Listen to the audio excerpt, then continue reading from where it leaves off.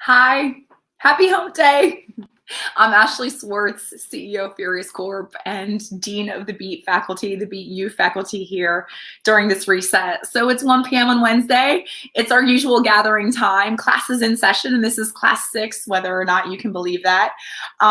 We've passed sort of 2 months in this period, and I think, we've been able to survive it because we've done it together. So although we may be alone, some of us in isolation like myself, deeply alone, versus those of you that are in households filled with small children and lots of activity. I think we've all had different experiences, but just the sense of being together and not being alone in this thing has been something that I think as an industry and a community has served us all. So thank you for coming back. The shared goal of Beat and Furious is to really bring a little light, be lighthouses during this period of darkness that I hope is over really soon. And then ultimately, we just want to contribute to our community. So whether you're new, you're young, you're now at home, or you're a Titan and you're at home, regardless, we're at the same place, sharing the same moment in time, and we want to do this together. So we welcome your feedback. Thank you for the amazing feedback we've gotten so far. We're going to keep the momentum going. So the first 4 series in this, what we did is we used a dictionary, an interactive television and video advertising dictionary that Furious had created, and we used that kind of as a companion piece, and we chunked it into different thematics, and we talked about the lexicon of our industry and gave a lot of definitions and a lot of context, right? So really the fundamentals, that was foundational. So if you haven't watched those first 4 series, you can find them on the URL that's on your screen right now. And they might be a really great source to go back and brush up on, or just get them to inform the more advanced conversations we've had the last week and going forward. We want to discuss sort of specific aspects of the industry. And today we're going to talk about addressable advertising. So Furious is getting ready to, in the 3rd quarter, to publish our sort of core piece, and that is an Addressable Playbook. And so I've been spending a lot of time on Addressable, right? I've been writing a bunch of blogs, this Addressable Playbook we're getting ready to release. And so I thought it would be a really good time to actually touch on this topic. And ultimately, Addressable is getting a lot of time and attention still, right? Although it's kind of the shiny object in some ways for our industry, although it's been around for a long time, it's getting a lot of time and attention during this reset. So Addressable has really been the topic du jour for over the last, many years, if we're really honest, right? And this reset has stirred up more momentum for Addressable for a few reasons. One is that during periods of fear, uncertainty, and doubt, it's natural for company, for people, for individuals to look sort of forward to new opportunities or, new sort of emerging markets or platforms with hope. Right? That different is better, possibly, because what is right now isn't so great. And then despite that Addressable being an old soul, it still really is a new and innovating product because it is nascent, giving still what is a relatively small market size, right? And also because we're not really the United States of America anymore. And I can go way deeper than that, and I'm not going to because I love you all way too much. So I'm going to pull that back into the context of advertising. But, take, for example, a direct-to-consumer's messaging, right? In one state right now, they may want to be highlighting, if they're sort of a quick-serve restaurant, a QSR, they may want to be highlighting curbside delivery or partner with, Uber Eats or DoorDash, right? Whereas in another market, they may actually want to talk about their safe social distancing, redesign sort of dining in opportunities. So it's really a function of where you are, and geography and locality and targeting has become more, kind of critical than ever for a lot of direct-to-consumer brands. I just want to pause for a minute because I just say when I was drafting this, I was like, that's surreal to think about this, really. The difference in sort of that it is we're going to differentiate our marketing messaging vis-a-vis how much we're allowed to bring people together for an experience. It's just something it takes me a little bit to get my head around, to be honest. So, Now, let's remember addressable isn't a new idea, right? As we've said, it's been around for a long time, more than 20 years, actually. Broadcasting and cable companies have really they felt sort of digital nipping at their heels, and they wanted to emulate, what internet publishers are able to do, specifically that ad servers have enabled the ability to deliver dynamic advertising to targeted audiences, right? So this idea of taking what is the mass reach medium of television and to show dog food ads to only dog owners has always been this sort of dream and panacea that we've been seeking and searching by both buyers and sellers, right? Because there's opportunity and ROI for both. So from an advertising selling perspective, addressable TV advertising, specifically linear, is going to have tantalizing high CPMs, right? And if we just look at the small footprint of historical footprint of addressable TV advertising, we see 10, 15, 20x CPMs over what are the effective CPMs across the general linear portfolio, right? And so ultimately what's happened is that addressable continually from the perspective of, the desire to deploy addressable enabled hardware, the desire to sell more and more and push it and productize it, this has continually been prioritized on linear sellers, both product and technology roadmaps. And even though we sort of have this envisioned future, right, it's ubiquitous, addressable is dominant, it's easily accessible across the industry and all households, it's still a long way away. And we need that level set and that perspective that this is still a nascent, emerging platform. Slowly but surely, the television industry is making headway, though, and I want to give them credit for it, right? So we are moving more and more towards audience-based buying and selling. If we go back to the dictionary, the first four, one of the many reasons to brush up, we talked about the difference between deterministic and probabilistic, right? And so audience-based selling is a catch-all that includes both. Addressable advertising specifically, just to double-click into this, is deterministic. It's actually using a unique identifier, PII, personally identifiable information, et cetera, to identify an individual and target an ad to them, right? Operators are priming the pump to enable more advertising inventory to be addressable and for more addressable households to receive ads, or for more households rather to be able to receive addressable ads. So programming networks also have been part of this effort, right? They have activated and leveraged VOD, particularly the ability to dynamically insert ads into VOD experiences. And then ultimately, there's this sort of idea of addressable at a national scale, right? So the goal is to have national addressable networks or inventories, right? Offered by broadcasters and cable nets. And not only distributors. That is the ultimate goal, is that every linear television seller can have a national addressable product available. And by national, we mean encompassing the entire geography of the US, not just carved out markets or zones as it is with the operators that are the enablers of addressable advertising today, right? Remember, they're all geographically constrained to a specific geographic footprint. Go back to the dictionary. So this makes it the right time to consider addressable television and to shine some light on the risks, most importantly, to make sure that this sort of moment where our industry is kind of pausing and we have this opportunity, we can execute and move forward thoughtfully and with precision to ensure that we maximize the return on any investment in technology or in sales efforts or marketing, et cetera, around addressable, both for sellers and then ultimately the investment in creative, in buying, and the additional premium CPMs you're going to pay for that inventory for buyers as well. So what is addressable? Let's just break it down to the basics and let's talk about why buyers are hungry for it, right? So as we've sort of said, addressable television advertising simply makes it possible to deliver different commercials to different households as they watch the same show or live sports event, right? Because we know who's watching, theoretically. So think about it through the lens of an agency buying an ad for American Express. And this is like a super, super simplified version, right? So if we were buying or stratifying an addressable buy, right? American Express has a TV ad budget for this period, for this quarter or whatever. So potentially what we want to do is to chunk or segment that spend, that buy, what normally would have been with a national TV buy or just a television spend in general. It's sort of one piece of creative to chunk that and say that, okay, I want to be able to target high value households, affluent spenders based on X criteria or some criteria with platinum card ads. And then some other set of criteria, household level income, and other sort of parameters or attributes I want to address with the gold card. And then the rest of them I want to serve green card creative, right?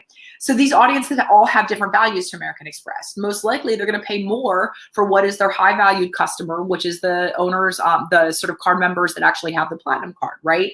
And, and ultimately then you would see that sort of that CPM stratified from platinum, gold to green.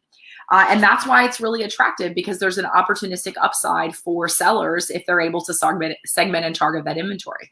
So as a result of that increased selling precision, the seller's aggregate revenue from an addressable buy is likely, and we're going to talk about measuring and quantifying likelihood, to exceed the price it could command for a single 30-second spot to the same number of households. That's the whole That's the candy, right? That's the carrot, the sort of that is out there for sellers. So brands are willing to pay a premium for addressable inventory because it delivers relevant ads to the right audience at the right time, right? Ultimately delivering greater ROI. So, and the stats prove it. A recent study from Sky, a UK broadcaster, shows that addressable TV ads boost an ad recall by 49%, and they cut channel switching by 48% versus the average, right? That's not insignificant. And the Amex example is pretty straightforward, right? It's very simple. But operational effort, if, for example, an agency wants to divide an audience segment, like high net worth individuals, among multiple clients, or if an ad seller wants to offer that audience to multiple agencies. So it's just compounding levels of complexity and challenges operationally. Not only does it make it harder to execute, but it also creates an environment where a large portion of the general audience may not fit into these desirable targeted categories. So even during a primetime ad slot, media sellers may be left with inventory that is suddenly considered remnant, right?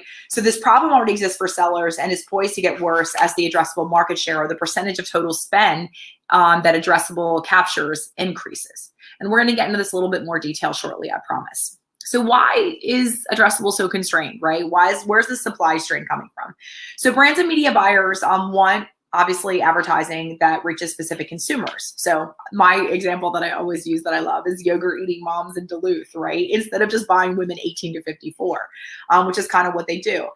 So at present, demand far outpaces supply. We know that, right? It is supply constrained. And ultimately, the reason for this primarily is still infrastructure and technology. I mean, the linear television industry has legacy infrastructure that is decades old. And, ultimately it requires ripping out and replacing that infrastructure in order to enable addressability. And so addressability has been incremental. We've increased the number of US households every year instead of just rip and replace the entirety of the linear television market, because the capital investment and hardware investment required to do that would allow it for, it's a non-starter even before you consider it as an industry, right? So there are approximately, right, and this is our pre-COVID numbers, I just want to be really clear, but the estimates were there were approximately 64 million US households that have the hardware. So i.e. a set-top box that has an IP-enabled connection, for their cable, and that is able to receive addressable ads, right? And there's many layers of complexity there, but ever increasingly more, as new hardware is put in households and new cable set-top boxes, they are also enabled by the internet as well as a coaxial connection. So those ads that are delivered by cable and satellite operators like Comcast and Cox, have the data and technology to enable household targeting. Ultimately, we are able to insert addressable ads at those households, right? So what's really interesting is if most of them, if we can deliver addressable ads, if they have that new hardware, those new set-top boxes that are enabled, and we can deliver addressable ads, then theoretically we can also use data to blind match and allow buyers to use their first-party data to blind match to be able to specifically target individuals within their first-party data sets. So prospects, existing customers, to differentiate to even that level of granularity. So the challenge, though, is that not only is the actual installed base of hardware limited, but operators who enable all of this, they only have 2 minutes per hour, right? Those distributors only have 2 minutes per hour of ad time, for each sort of household available, right? Versus, and that's linear or addressable. So that further exacerbates the actual limited amount of supply. So you can see sort of as you peel back the onion, right? It's less and less and less. And that's one of the reasons that's taken the market so long to emerge into, it's not mature yet, but to be on this path to maturation. Let's talk about the difference between local and national addressable. The local versus national conversation is omnipresent whenever you are talking about television, right? Unlike sort of digital. So the bottom line is that the audience available to advertisers using this fragmented local addressable is rather limited, right? And there's a lot of consumer brands like Coke or Pepsi that buy up funnel. They buy television as a mass reach medium, and ultimately, they're looking to reach as large of an audience as possible, and they don't differentiating creative, for example, isn't something with which they're greatly concerned because they're not actually targeting messaging itself per se, right? So when you carve this out, it's incredibly challenging and very complex. And this is what is unique about the US television market. Again, I refer you back to some of the sort of the first 4 sessions, right, when we talked about this. And ultimately this idea of fishing with a net versus fishing with a line. So one of the reasons also that local is challenging, so if in order to get what is a national footprint, you have to buy from each individual operator that has different geography and cobble together was it a national solution, which ampersand is actually solving a lot of those problems per se for a subset of all of the US operators. If the buyer does that or chooses to do that, that's incredibly challenging and operationally labor intensive and burdensome, right? So the natural tendency of any value chain is to push the burden back on the sellers further up the value chain of doing a lot of that hard work to make buying easier.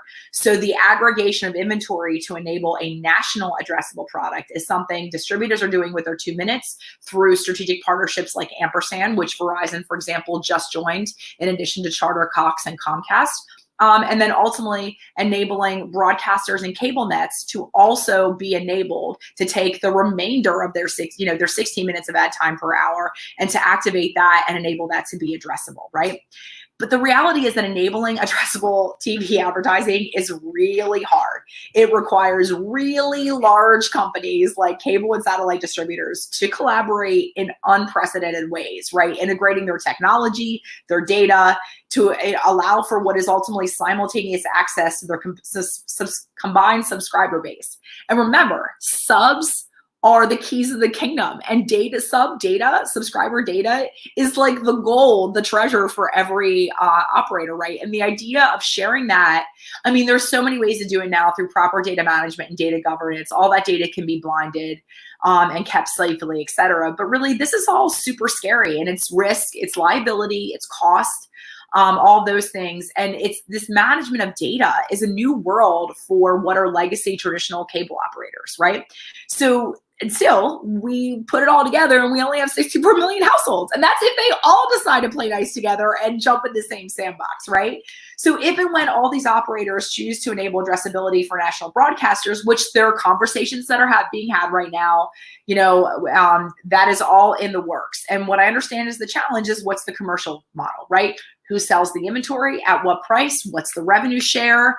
How's that work out? And I'm sure you could imagine that national broadcasters and cable nets have a different perception of how much of a percentage of revenue they should get from any addressable inventory that runs during their 16 minutes versus the operators that make it possible in the first place with their data technology and infrastructure and having invested all the capital in that, the capital investment in that. I'm sure you can understand why that's a challenging conversation, and finding a happy medium or somewhere in the middle has been difficult, right? So let's just talk about some numbers and statistics of the market to kind of go back to that, because I think perspective is always so important, right? Especially when you hear about something so much for so long, I think a lot of people probably have this sort of assumption that, oh, this is mature, addressable is here. But let's look at the numbers, because I like data, because data doesn't lie. So let's go back to the 64 million households in the US, right? That's about 54% of all TV homes in the US, and that's according to the Video Advertising Bureau.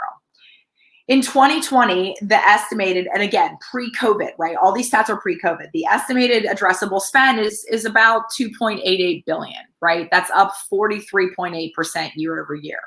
That's a lot of money. Okay, but we need perspective. That $2.88 billion for 2020 is approximately 4% of total linear television ad spend in the US, right? And these are all eMarketer numbers, this second set of data. And this is all inventory across Comcast, Dish, DirecTV, Charter, Cox, Altice, Verizon, et cetera. So, we're still nascent and emerging if we're just keeping it real. What are the risks of addressable? So if you're still interested in entertaining it, let's talk about it, right? So given the limited supply and the high value of narrowly defined audiences, it follows that many linear TV sellers view Addressable as potentially their most valuable premium product, right? And you would think most profitable ultimately, right? And we're going to come back to the profitability thing, I promise. So when you have something that's highly valuable and highly profitable, quite often that's not your volume product. But what you still want to do ultimately and naturally in a traditional market, traditional market sort of macroeconomics, is you want to sell as much of that, highly valued, profitable product. And the problem is that this approach fails to account for the impact on the rates of your inventory, the rates your inventory can command, and then ultimately how that affects the portfolio value of all of your linear TV products. And so I'm going to unpack that here a little bit, right? So most ad decisioning for television and most, systems, et cetera, are rate rules driven, right? If higher than, give it to this party, or provided to this source of demand. So it means that impressions are delivered. And that's also really important, right? So when we're selling Addressable, we have somehow, some way taken television, which is traditionally measured on a spot basis, a spot that is across every household. It's this time, this time break, this break in this program on this network in this zone. It's a specific whole unit. We have to equivalize that into impressions across households, right? And so what happens is that, impressions are typically delivered to the source of demand, or whatever customer order wants to pay the highest price for that impression. That's typically rate rules decisioning. If higher than, go with this, this demand source, right? So persisting with this approach to sales broadly and specifically for Addressable is a costly mistake, particularly if you are using Excel to run your ad sales business and you're introducing Addressable. The wheels are going to fall off the bus. To beat my metaphor with a stick, it's like racing F1 with a minivan, right? So this whole rate rules decisioning, and what you're using in your traditional linear ad business, right? And applying that to the Addressable of rate rules, or the higher price source of demand for an impression actually gets that demand. It puts sellers at risk of cannibalizing other profitable inventory and diminishing the value of their portfolio as a whole. I'm going to come back to profitable again. Hold that word, hold profitability, because it's really important.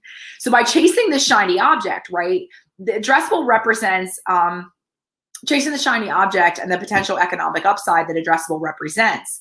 And that is very hard to quantify ultimately. And then trying to optimize locally rather than looking across a portfolio and doing a sensitivity analysis and understanding the opportunity cost, or what revenue has to be given up or foregone in order to be able to fulfill an Addressable demand source, really ultimately can result in sellers not maximizing revenue and end up increasing effective CPMs, but not increasing total revenue, right? And that's the risk of cannibalization. So let's take an example, right? So a network's Nielsen guaranteed spots for prime time are highly valued. So Thursday night, a 9 p.m. slot, for example, right on ABC. So the network still proceeds to sell as much Addressable as it can. Naturally, a higher price, give them the demand source, right? But let's say ultimately when you're targeting audiences, the demand itself, it only matches to 20% of the total potential audience, right? Or 20% of the inventory for that time slot or that evening. So as a result, the remaining 80% is no longer Nielsen eligible. And those spots have to be reallocated to less inventory types, like marketing and promotion, direct response, et cetera, resulting in less revenue.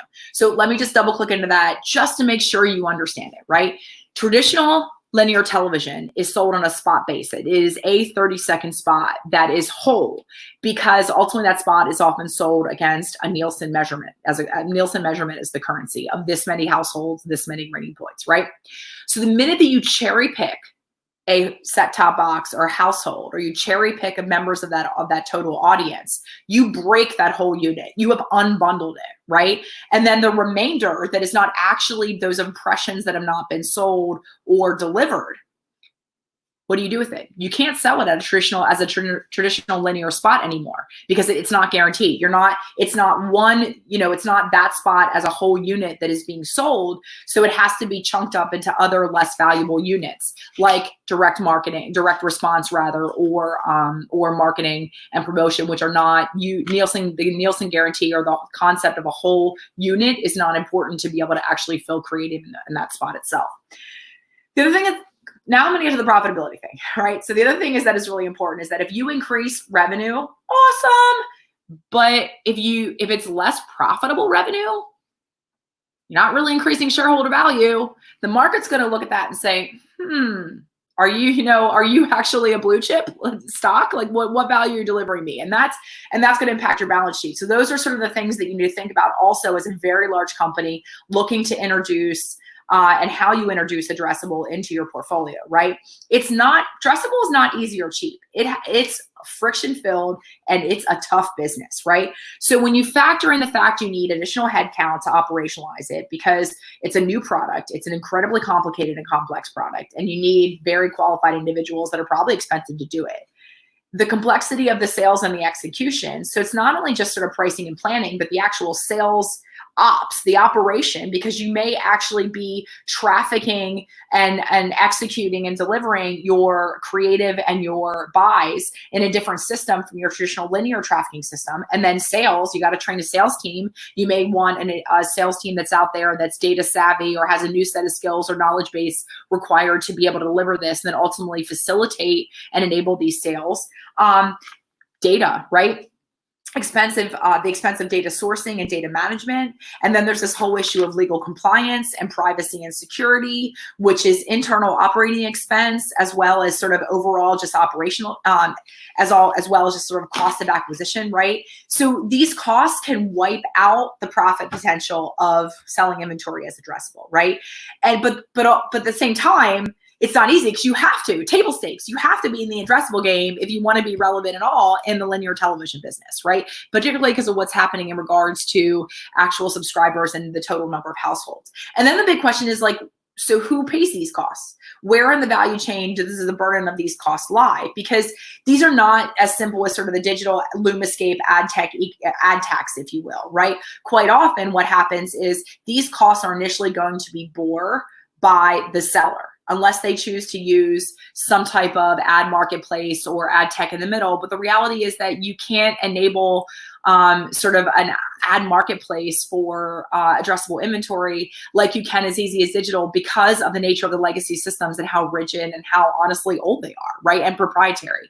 So ultimately, what does a seller do? Do they bear that cost and it immediately comes off the bottom line? Do they pass that cost through to sellers? Do they consider it a value add? Do they mark up their inventory, or do they pass that through cost rather to buyers? Do they mark it up? Is it a value add? How was that additional cost that ultimately is going to impact profitability if it's just absorbed by the seller, handled in the whole big picture of the addressable value chain?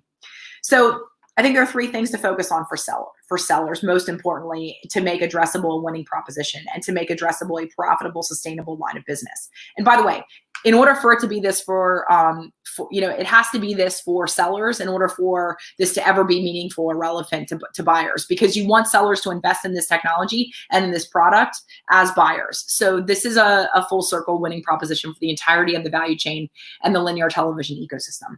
So the first thing is, this sort of focus on maintaining portfolio level yield, right? And that's the big picture, right? So sellers need visibility into how addressable eligible inventory will perform if packaged and sold under sort of, different scenarios, right? They have to have the tools to do sensitivity analysis and understand what an addressable buy at a specific quality against a specific audience, what that impact has on its overall portfolio level yield, which includes top line revenue and aggregate revenue as well as profitability, right? And that also requires fluid, near real-time visibility and transparency to inventory and capacity, right? And then to inform allocation decisions and manage inventory ultimately in a much more sort of relevant near-time basis on both general linear sales as well as addressable. This requires both technological and structural changes to the way that ad sales and operations teams work. So these sort of new analytical processes require tools and skills as well, outside of the infrastructure and the upgrade of that infrastructure, right? Sellers historically didn't need to consider these types of scenarios because cannibalization wasn't a problem when everything was still sold as a self-contained whole spot itself. The next thing that needs to be done is to understand the true cost of the data. And then obviously what you're going to do with it. You're going to pass that cost on, or you're going to eat that cost, et cetera. You really need to gauge the level of investment required in order for Addressable to be profitable. And then, or rather, to gauge the level of investment and decide whether or not Addressable is going to be profitable. And then allow that to inform the pricing of your Addressable inventory to ensure that you maintain a level of profitability, right? So although it's all often overlooked, the incremental cost of using data to package inventory can be super expensive. It's significant, right? Especially when sellers want to build custom segments using third-party data sets, right? And then further, the infrastructure cost or the data management cost to enable blind third-party matching for buyers using first-party data sets, that gets ever more increasingly, right? You may not be paying for data there specifically, but ultimately you're paying for the systems and the infrastructure of the management of that data and ensuring that that data is matched blindly by an objective third party. So while this is all happening in just the kind of cost of execution, consumer privacy and data governance regulations are becoming more stringent, and that's only going to increase the operational costs, right, and the cost of compliance. So companies are going to be required to bring in, subject matter expertise and talent internally, which is also going to increase, sort of the need of resources and subject matter experts, which are typically expensive. These are incremental costs, and then additional risk and exposure, which is a legal matter.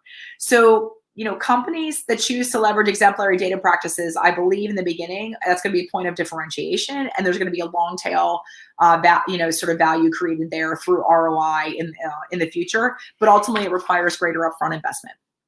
The next thing is that you really need to build teams that can straddle digital and traditional mindsets.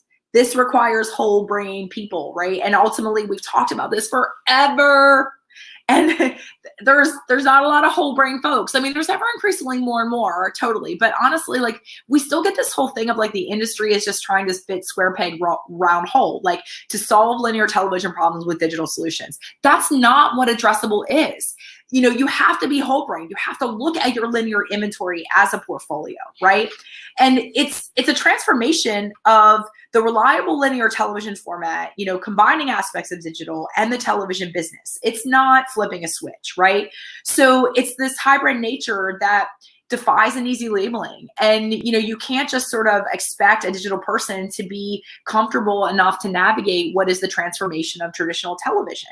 And it's going to be really hard to find these people. And so we're going to have to invest ultimately in training them. And sellers are in particular going to have to make that investment. So, you really need to build this competence, right? And you really need to also get away from this sort of naysaying attitude and that the sky is falling, that we continually crying wolf, that we continually hear from a lot of sort of digital natives. It's old, stop, start over, right? Ultimately, you need to ensure your teams are incentivized as well. So, compensation structure, sales structure, quotas, things like that, all that stuff needs to look at not just increasing revenue, but increasing portfolio value holistically, and then ultimately delivering more profitable revenue, most importantly, right? So in closing, it's really important to be strategic about how you roll out your Addressable business if you're a seller and if you're a buyer as well. When we talk mostly about sellers because that's who I serve every day, right? And we need to be mindful that even if your Addressable CPMs are extremely high, your overall portfolio might be only worth 90-95% of its potential value if you're over-indexing on one type of inventory. And that goes for Addressable or whatever, right? You won't know that unless you're managing your portfolio actively and you're doing the sensitivity analysis and you are assessing and quantifying the opportunity cost of basically choosing to sell something as Addressable versus keeping that as a whole linear guaranteed unit, right? You have to apply data and rigor to expose revenue opportunity costs. That requires tools and software and ultimately data and the ability to get the data out of your transactional linear systems with ease and make it meaningful. The good news is that leaving revenue on the table is entirely avoidable if you simply focus on portfolio level value, not just the revenue of an individual line of business or a product. If you understand the true cost of data and data governance, and then you take your teams out of, and you break the silos, right? Take your teams out of linear and digital silos to ensure that they're collectively working towards the goal of maximizing portfolio value of your organization. That's it. Easy, right? You got this. I have no doubt. So, but it's exciting. I mean, why get your ass out of bed every day if you're not solving big, hairy problems? That's my attitude. That's why it's fun. There's a lot of math, a lot of sort of software, lots of things to build. And there's a reason to get up every day because, look, television is a big business. And so 100, 200, 300 basis points of efficiency or improvement or new revenue is billions of dollars. And that gets me excited. I hope it does you too. So we'll see what's next. Tell me what else you want to talk about. Tell me how we can keep this meaningful and relevant. And I will do my best to continue to serve you. So I wish all of you both well-being and happiness and success and ultimately light to all, love to all, peace to all. Thanks.